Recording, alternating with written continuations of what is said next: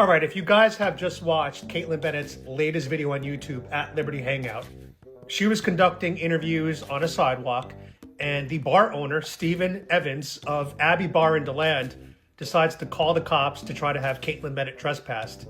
Now, if you watch her channel, you know this is a big mistake because a lot of the Florida departments here, they've been re-educated on the First Amendment, and they know that if Kaitlin Bennett's on a sidewalk, it's best to leave her alone. So here he goes. He just gets done talking to the police who tell him they can't do anything. Kaitlin Bennett has the constitutional rights to be on a sidewalk in public. So as Stephen Evans has a little bit of a hissy fit, he grabs the mic, which is technically assault. You're not allowed to touch someone's equipment or property.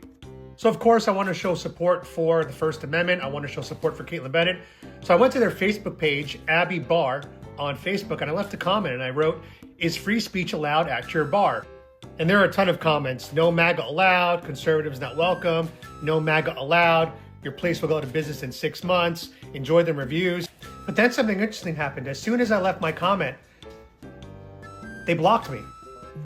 I mean, I'm talking within like 5 seconds of me leaving a comment, they blocked me. So the owner, Stephen Evans, is probably actively on Facebook trying to read the comments and try to keep up in real time. But there's more of us than there are of him, so he did the one thing that we kind of thought he was gonna do. He ended up deleting all the comments that people left, and then he turned his comments off on this post. And he's probably turning the comments off on his entire Facebook page because he is getting flooded right now with a lot of MAGA Republicans who do not respect or appreciate the way he tried to treat Kaitlin Bennett. The bottom line is calling the police on somebody who is standing on a public sidewalk simply because you do not like their thoughts or their ideas. That's an example of fascism. And so Stephen Evans, he's the fascist that he thinks MAGA is.